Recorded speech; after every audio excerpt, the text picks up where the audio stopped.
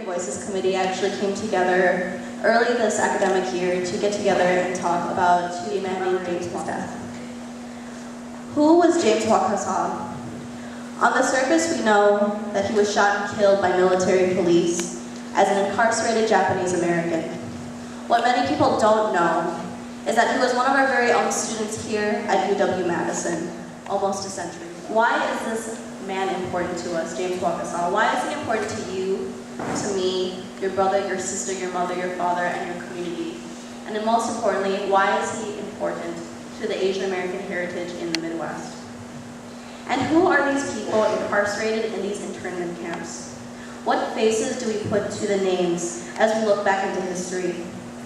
They are young people and old people, babies just old enough to travel, young girls going to marry their fiancés, young men reporting for induction in the Army, and aged couples planning to live with their new relocated. They were innocent American citizens and legal residents of this country of Japanese ancestry, victimized by the United States war powers in a time of mass hysteria and so-called foreign invasion. As Maya Angelou said, history, despite its wrenching pain, cannot be unlived, but if faced with courage, need not be lived again. Even though the incarceration of Japanese Americans happened in World War II, it could happen again, but not just to those of Japanese ancestry, but to anyone, you, your family, your community, to any other group, for any arbitrary, it is happening again. As evidenced by the post-9/11 climate against Middle Eastern Americans, Muslim Americans, and Arabic Americans, and this is also evidenced by immigration enforcement, where federal authorities deprive immigrant detainees of their constitutional rights and assume that building stronger and higher walls will prevent the illegals from coming in. One may suggest that we have truly failed to learn the lesson of history, where the words habeas corpus have little meaning, and we did not meet the sacred duty to protect our citizens against prejudice, greed, and political expediency. Our government continues to violate civil liberties. As we take our civil liberties for granted, how would you feel if they were taken away because of your race, gender, or religious affiliation? And all this was justified by the powers that be. What does it mean to belong to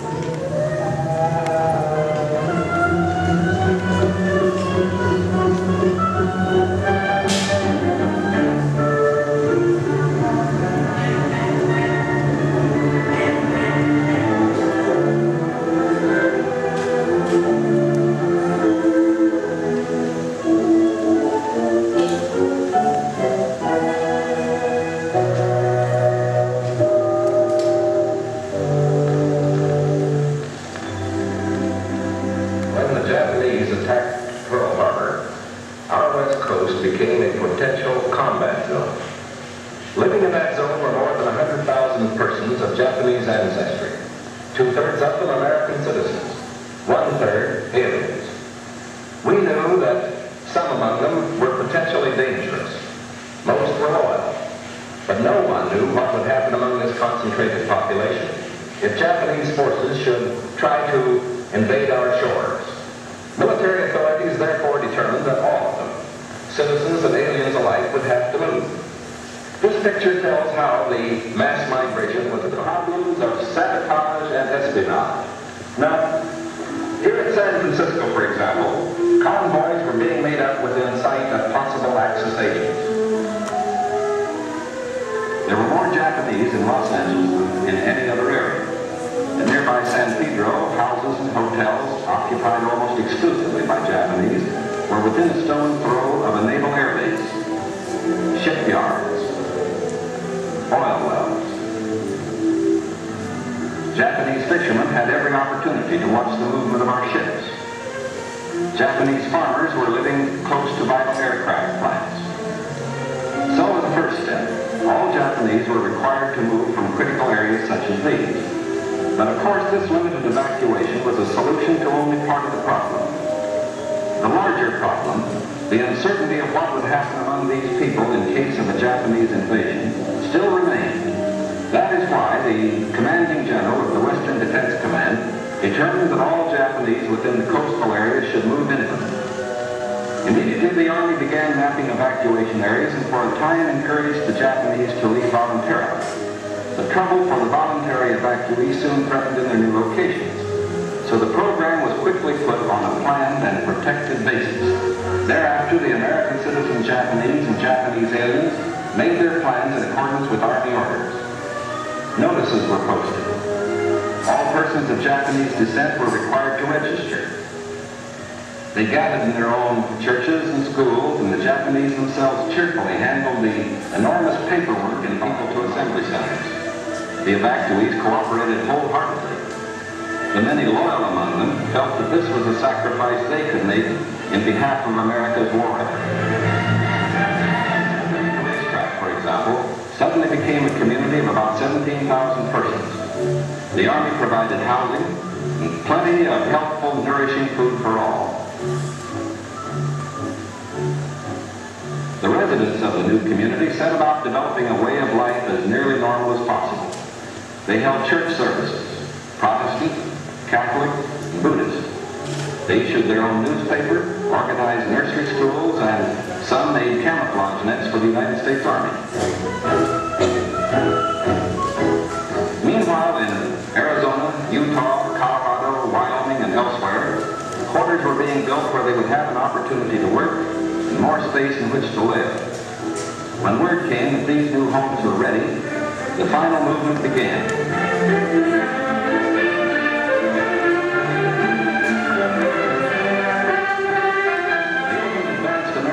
Classes for college students, who in turn would instruct other groups.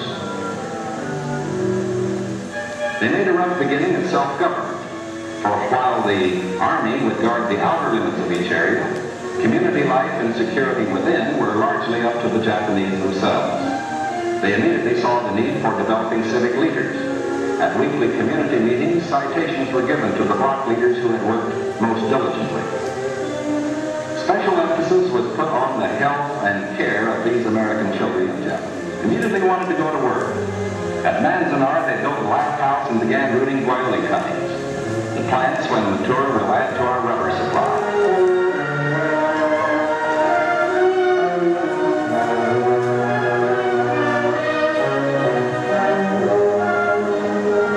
At Parker, they undertook the irrigation of fertile desert lands. Meanwhile, in areas away from the coast and under appropriate safeguards, many were permitted to enter private employment, particularly to work in sugar beet fields where labor was badly needed. Now, this brief picture is actually the prologue to a story that is yet to be told. The full story will begin to unfold when the raw lands of the desert turn green, when all adult hands are in productive work on public lands or in private employment.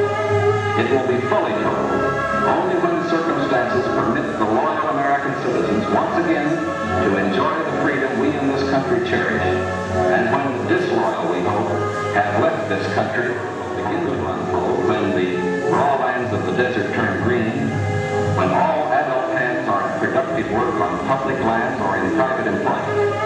It will be fully told only when circumstances permit the loyal American citizens once again to enjoy the freedom we in this country cherish, and when the disloyal, we hope, have left this country for good.